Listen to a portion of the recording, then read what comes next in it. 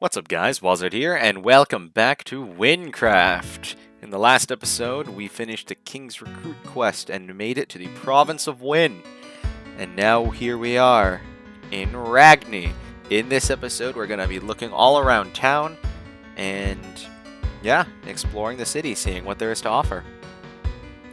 So, first of all, let's just explore the city. So here we have an emerald sign. Here we have a bank. Anytime you see the emerald signs, you will have emerald merchants and ender chests. This is the ender chest that I have from pretty much everything that I've done over the years. However, I will not be using any of this unless I deem it absolutely necessary for quote-unquote off-screen grinding. But if I ever do that, I will show it. Really, it's just here for transmitting stuff between classes in addition to just being a storage system. I will be depositing stuff in here, but I don't plan on using any of the mid-level gear that I have. Anyway, about the currency, emerald merchants will trade 64 emeralds into an emerald block. You cannot craft an emerald block anyway in this game. Emerald blocks are worth 64 emeralds, and emeralds are worth a single emerald. There's a higher level of currency called a liquid emerald, which requires 64 emerald blocks. We will get to that currency scaling when we get to it, but I just figured I'd show it here, because if you are a returning player, you might notice that the format of this town has been changed significantly over the years. Now we have a cake shop over here. Let's see this man. I urgently need your help, but you aren't experienced enough to help me yet. Come back as soon as you reach level 4. Okay, mister. This is another example of quests being locked behind level, in addition to armor and weapons. So when we're level 4, we gotta take note of the cook. Over here, we have an armor merchant. Again, you could pretty much tell based off the signs what's gonna be here. You can buy armor pieces, as well as be able to craft it. An anvil. Let's see. Based off of these level minimums, I don't really think that I'm going to need any of these for the time being, so I'll pass. Over here, let's explore a little bit more. So over here, we have a little terrace. It's a nice little viewing place. You just see some random citizens that frankly have no brain. You can punch them. You can try and kill them, but they have a lot of health, so it's kind of not worth it. Sometimes fighting the corruption takes its toll on people. A dear friend of mine in the province was lost. Because he couldn't find a way out. This memorial was erected for all those who suffer similarly.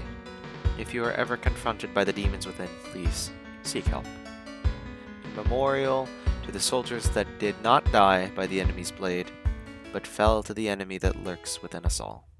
Rest in peace. This is a very grim memorial, but it's also a reminder that not everyone will fall in battle. And this monument serves to commemorate those people. It shows that the toll of war takes is severe, and it's very mentally taxing. As sad as it is, it's unfortunately a very real problem. Moving on to the courtyard in an attempt to lighten the spirits here. We have a nice inner plaza area. We can see some wheat farms growing inside locally. If you run around here, you can just kind of go back to the outer wall, or one of the outer walls actually. This is one of the exits of Ragni, but we will not be exiting this way for a while because it is a bit higher level. But moving back through this alleyway and back into this area over here, crossing through the wheat field. I love how that there's no punishment at all whatsoever for trampling these crops. Thank you, Plugin Magic, for doing your thing. Anyway, here's the jeweling station. You can craft accessories. You might have noticed that over here we have, instead of having certain item slots over here for your inventory, we actually have accessory slots. 2 rings, a bangle, a pendant, and an ingredient pouch. The ingredient pouch will take item drops from certain mobs that can be used in forging and crafting items. jeweling being one of those processes. Similarly to crafting any item, you can just plop it in here for the materials and various other ingredients to change the effects of various pieces of armor and jewelry. Up here is just a bedroom, pretty standard. I'm not going to be going through all of the houses, but just wanted to show a few of the important ones, including the jeweler. Over here, we have the blacksmith. You are able to sell, scrap, and repair items. Crafted items have limited durability, and you can just straight up scrap items. If you wanted to sell items for money, this is another way to do it. Formerly they were called the item buyers, but now they are just a full-on blacksmith with a profession and multiple other functions. Here's another...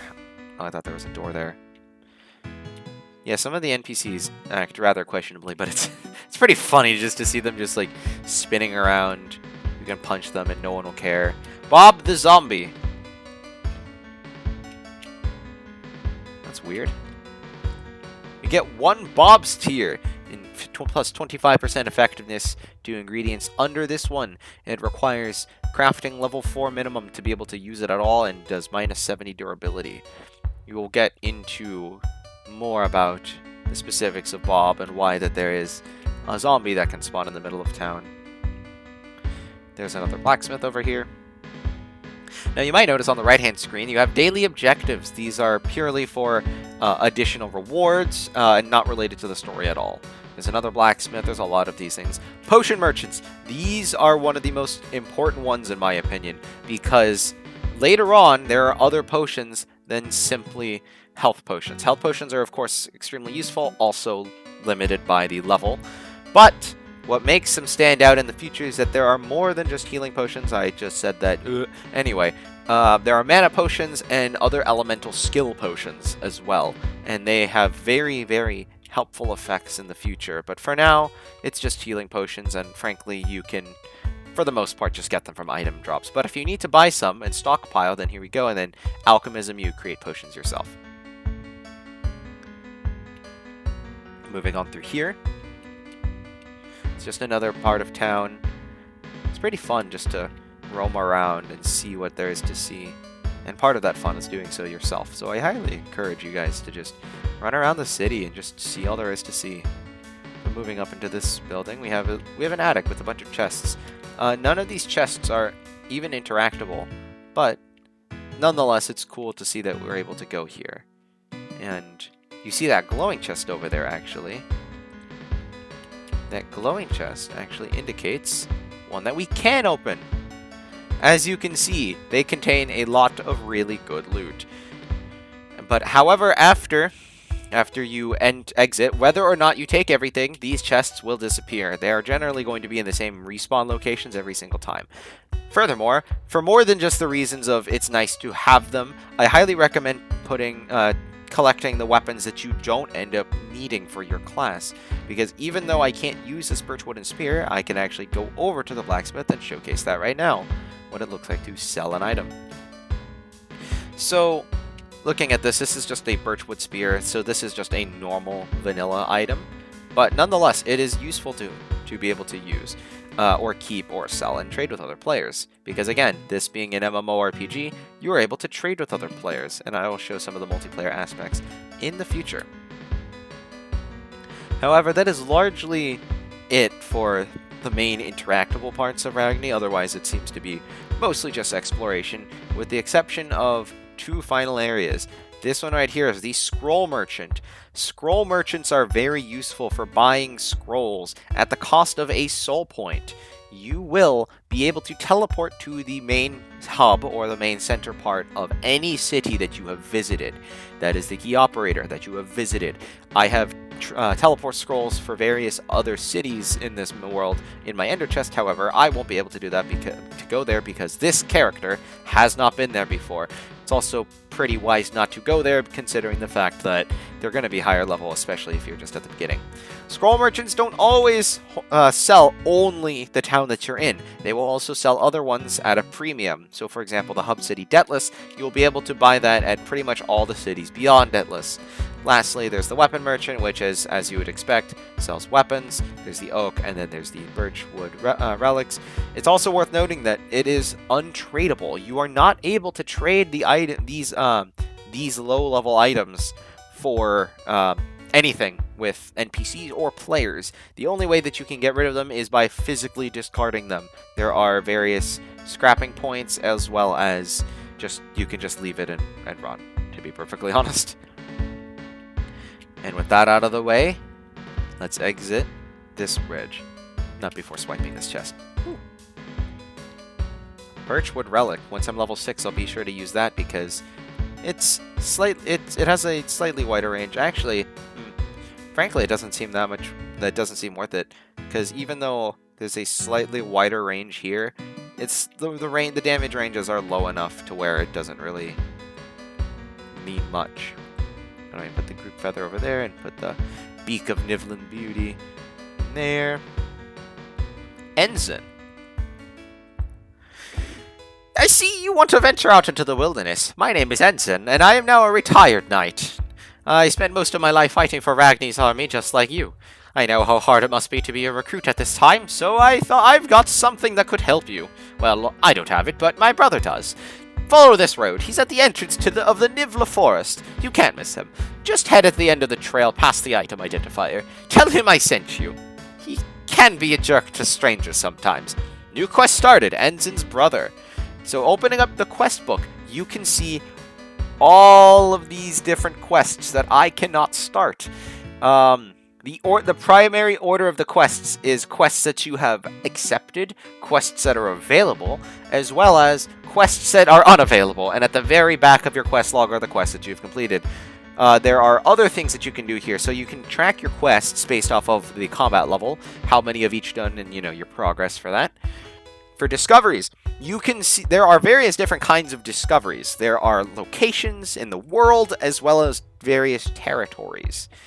Secret discoveries are some of those other discoveries. In different areas, there are secret areas that grant you extra experience for discovering them. It's quite nice. And then mini quests. These are exactly as it seems. They are mini quests that are, smaller, but they're generally significantly shorter. You can just click on this to see the various ones. You, of course, cannot see the different locations because that would spoil the fact that they're secret discoveries. But same with these locations. So far, we only have Ragni. But anyway, back to the main quest log.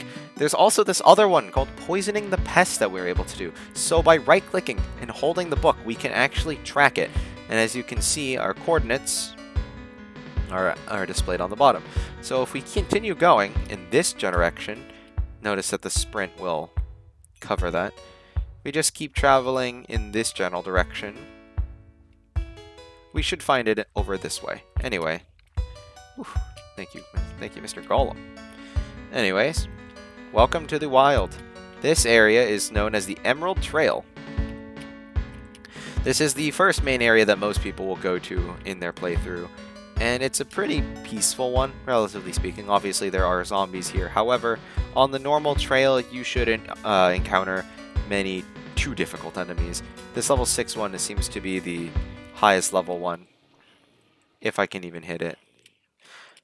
Typically, enemies will also give you the highest EXP if they're actually close to your level. Not necessarily if they're much higher. They will, however, it is just overall better to have, to kill enemies that are in your range. I wonder what that is over there. Anyway. So see this area, you can halt, you cannot go down into this cave. This is something we will see later on, but unfortunately, Sergeant... Where'd he go? Well, the Sergeant that is apparently a mage or assassin that can just disappear says that we cannot go into this tunnel quite yet, so we'll just keep it in mind for later. Anyways, if we go back to holding the book, we can see that if we go and start to leave Ragni, and we go off in this direction. Yes, over here. There is a farm over here that we're able to go to. Now entering Ragni, technically this is the suburbs. And we are level 3. I will tend to that in a moment. Alright. Looks like the fresh recruit. Good to see the army growing again. About time someone in the army has had time for us citizens. We have to fight the corruption too, you know. Speaking of which, recently my dear father's passed away and I buried him out back. Well, he's not there anymore. The corruption has gone to his body. Corruption affects different things in odd ways. It sometimes reanimates corpses and sets them against the living. We can't fight him head on. We should use my fresh, Corkian sprinklers to poison the pest. I have one spare crate of rat poison aside in my house. If you're able to safely make it inside my farm, my father's animated corpses may use fireballs to kill you. Yes, fireballs. Who knew that my father had that in him? If you poison the water reservoir on the other side of the farm after you enter, you can watch as the pest makes his way back to the grave. New quest started, poisoning the pest, as promised. I need to get a crate from the farmer's house first. That's right. Yeah, I was paying attention. Anyway, just collect some rat poison. And I am also going to upgrade the strength, because I feel like in the beginning, it's really nice to just be able to nuke enemies. Anyway, we are entering the ranch. So there's a toggle button, so we need to make it all the way to the very back. And he's using fireballs, so that's fun. So just run over back here, right click, poison the water, and now we make a run for it.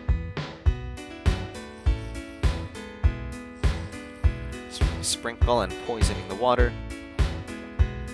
You know, I feel like this is going to do more harm to the local agriculture, but, you know. Oh. You must have done something to irritate the pest because it's furious and more aggressive. Hurry and enable the sprinklers with the button near the farm's entrance before it can do any more damage. So we just gotta run like hell. Oh god, the fireballs. That's funny, the fireballs do hardly any damage. And button. You know, I maybe shouldn't have stayed in his line of sight. Anyway, cutscene time.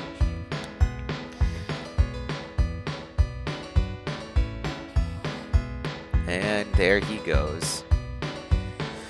We have poisoned him, and it looks like the poison is causing him to explode, because that's exactly what I'd expect to happen.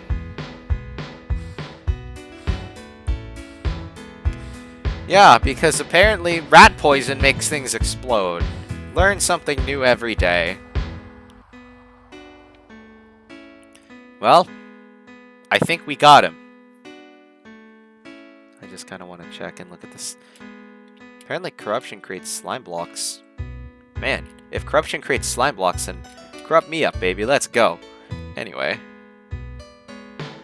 Looks like you can see part of his corpse. Oh, I didn't notice that. Was that there? Was that there on the initial run? The scarecrow? Anyway, it looks like some netherrack and some other red stuff because, you know, red means corruption, apparently. We leave the farm, and... Great job getting rid of that corrupt varmint. I can't thank you enough. You prevented me from entering poverty. Quest notification. Well, after I fix the mess you made, take this well-deserved reward for the risky actions you took today. I also give you access to the rest of my farm in the back. Take whatever you need there. Alright, in addition to that, we get some experience and access to his farm under normal circumstances, as well as some emeralds. So, as you can see, it just kind of teleports us through here. I think this is their clever way of not having it corrupted for everybody, but if you want to go to the back and you can just kind of see what else there is. Aw, dang, I really wanted to jump. They probably knew. Splash. I have no idea what that is, but I think it's funny. Anyway, there's not really much else to do here, but it's still a neat detail that he gives you access to it. It's kind of like a, hey, you helped me out here. And now we enter back. And now, as for the other quest, Ensign's brother, we need to find him near the entrance to Nivla Woods. I know exactly where that is, so I'm not going to track it. However, what we can do is run up the Emerald Trail. So let's look at this sign over here. Wanted farming assistant. So yeah, that's supposed to help you figure out that that's where you need to go for that other quest. So we have a couple unidentified relics, which is really nice because we'll be able to identify that. Also, I really don't like weapons that have extremely slow weapon speeds because I feel like even if they do hit harder, sometimes it's not worth it, so maybe I will switch to the Birch Relic. Oh, it's level 6. Never mind, yeah. Guess we're just gonna be stuck doing this. Alright, let me take advantage of my range. There we go. Hit with the side. Barrel right through them all. There we go. And I'm level 4 now. Oh boy, that was a bit of a slowdown. There we go. Get them close and hit them both. There we go.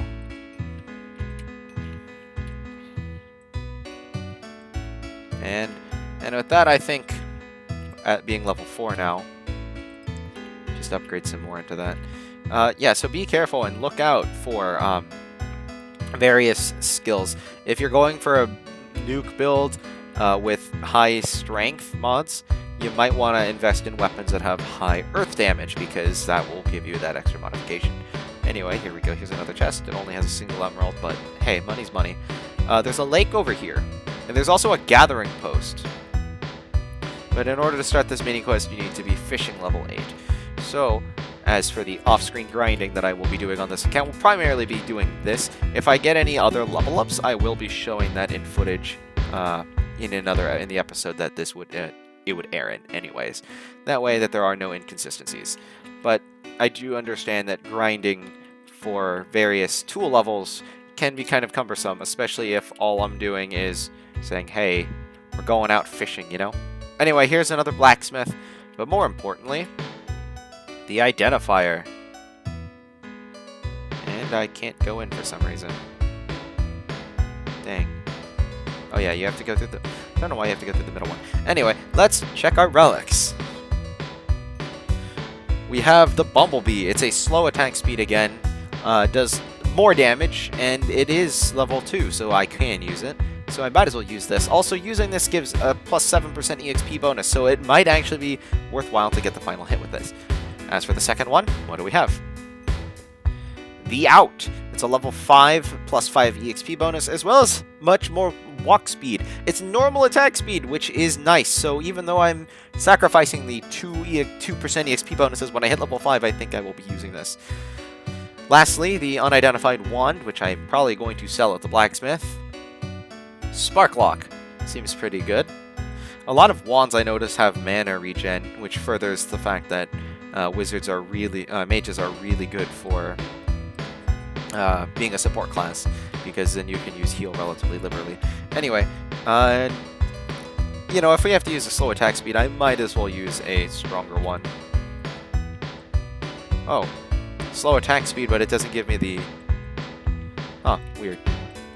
I don't know if I'm supposed to have the minor fatigue or not, but there we go. Slay at least level 1 mobs, and I need to slay 44 more. Alright, that's not so bad. I probably can do that in the by the end of this episode. Loot chests, in addition to that. Hey, look at that. Second chest. Alright. So I just want to work on getting to level 5 so I can use the Out. Oh, yep, there's the minor fatigue. Now it's kicking in. Dang. Darn attack balancing. Don't you hate it when they try to nerf you?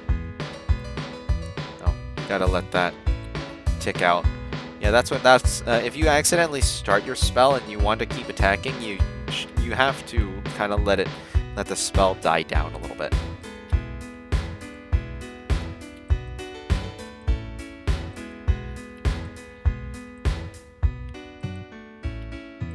Apparently I can't aim. There we go. Get up point blank. Oh, so yeah, some mobs can even actually take on some of the jobs. This one's an assassin, so because assassins have to be up close, it's really good to keep them at range or knock them back. Just taking out a few more zombies. I love the fact that the shaman can shoot right in line, and there we go, level 5. And that was close. That was honestly a bit closer than it should have been. Anyway, that is a Decrepit Sewers Key Guardian. Key Guardians are mobs that drop a key to a dungeon upon killing them, but they have several layers of armor, meaning they have to be killed a few times before they actually drop the key. So, and now it's just a scared skeleton because I stripped of its armor. The Decrepit Sewers is a combat level 9 dungeon. Technically, you don't need to, I don't think, unless there's the quest that requires you to be at least level 9. But it is probably not a good idea to enter there anyways. upgrading my skill. And now that we see that we're at the Nivla Forest entrance, Ensign did say that his brother is somewhere nearby. And here's an NPC. Can't you see I'm busy? Oh, my brother? Sorry, I didn't know. Well, yes, I actually have something that could help you. Take this chain. It's an ingredient, one of its kind. You know how to craft, right? With this if you use this with your recipe, you can create a powerful item. I recommend you use it soon before it loses its value. Use the crafting stations right here. Alright, so we get Theric's Chain, as well as some EXP points. This quest, if you are a veteran to this, this quest used to actually give you a powder. Powders have been since changed when this quest was also changed, and uh-oh. Apparently this game does not want me to be able to analyze anything or explain anything. But if you also left click on these things, it will also put it up. I think I will need one more oil if I want to be able to craft another relic. So I will do that right now.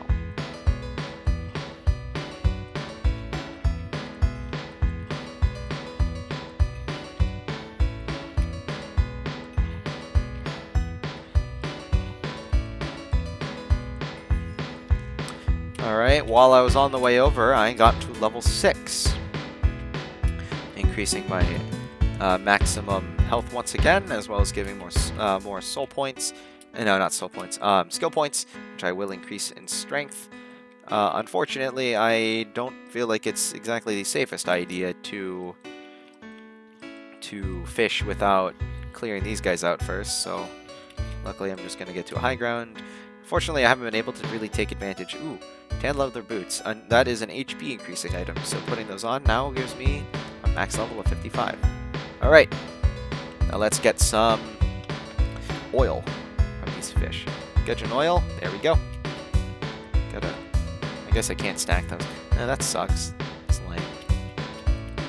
I don't know if like you're able to actually stack it or not. Sometimes that happens, like even with the emeralds. But with that,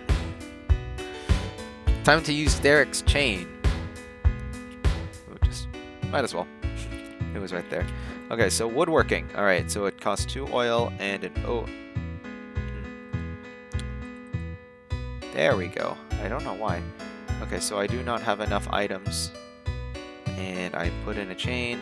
And I do not have enough to do this from this recipe template.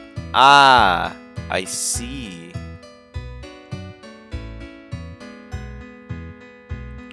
Well, that's fun. Well, I guess we'll be trying that out some other time. I need to look up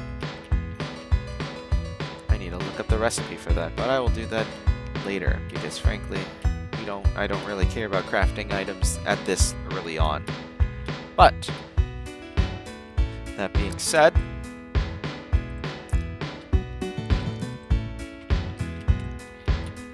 if I can just check something without getting attacked for one moment.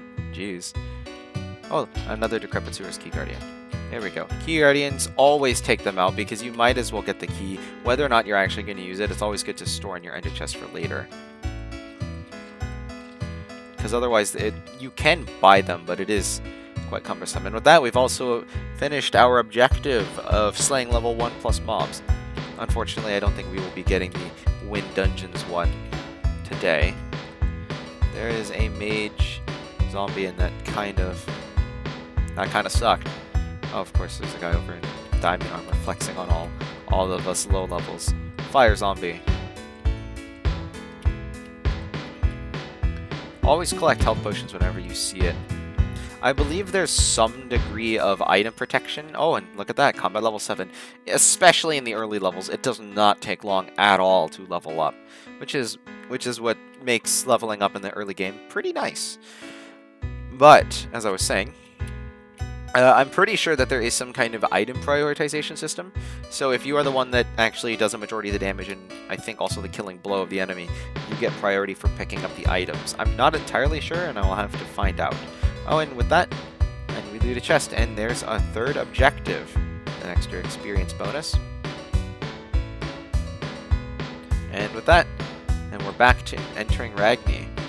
is, if you recall, there was a cook that wanted to see a level 4 person help them out. But not before I increase... Yeah, let's just go with strength. I haven't been using the totem much at all because I've been just on the move the entire time. Frankly, I just kind of forget it because it's not like the assassin or the mage where you can just kind of use it. Anyway. The cook. I can't believe what is happening to me. The king ordered me to bake cakes for all those new recruits. Unfortunately, I don't have the ingredients to make them, and nobody sells those items in this fort. You think you could get me 2 eggs, 1 bucket of milk, and 3 wheat grains really quickly? And with that, we started a new quest, Cooking Assistant. But I think that's a good place to end off, because those items can be found over that way. The one exit to the city that we haven't checked. But we'll be doing that in this quest and some more next time. See you guys then.